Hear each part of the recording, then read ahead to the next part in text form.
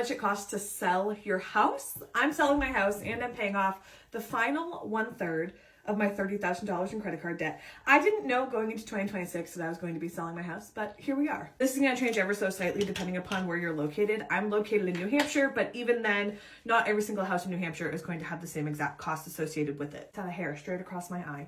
Prior to putting our house on the market, we had done some things to make it a little bit nicer. 2 of the projects we did for ourselves, and the other projects we did for putting it on the market. That was painting this bathroom, replacing the vanity in this bathroom, and building a half wall in our entryway where there used to be a handrail. However, specifically for selling, we rented a dumpster that we had for 2 weeks. That cost right under $700. We inherited a lot of personal property, a lot of junk, a lot of waste on the property that just could not be sold or rehomed. And we figured getting a dumpster was going to be the easiest way for us to dispose of that. We also replaced 3 doorknobs in our house, probably unnecessary, but to me, I felt like that was one of the small things that just kind of messed up the cohesion of my home. There was only one room in our house that I felt like really needed to be painted before we moved.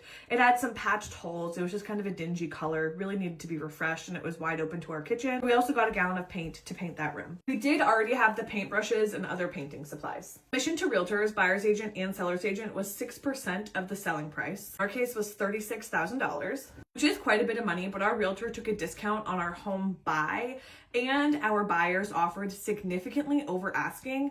And so we figured the least we could do was pay a little bit more to their agent so that they didn't have to worry about covering that cost. The rest of our closing costs include transfer tax, prorated town tax. Usually there would be a proration for water and sewer, but we're on private for both of those. There's also a deed preparation fee. We don't have the exact amount of the closing costs, but I will put that on the screen as well. I had to sand, scrape, and paint our back deck because it had flaking paint on it, which is usually a concern with the appraiser due to the age of our home. We proactively did this instead of waiting for an appraiser to call it out. Again, we had the painting supplies, but we needed the paint. And lastly, our septic is failed. We need a new septic before we sell this house.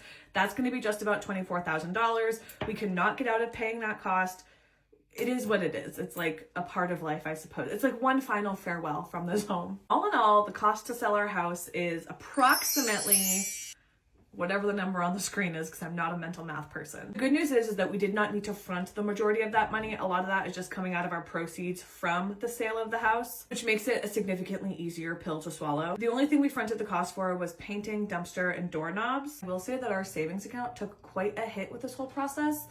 We always maintain a small savings account even though we're paying off debt. And that savings account will be replenished once all the closings take place, but in the meantime, we are running on a very tight budget. Let me know if you want to know how much it's costing us to buy our new house.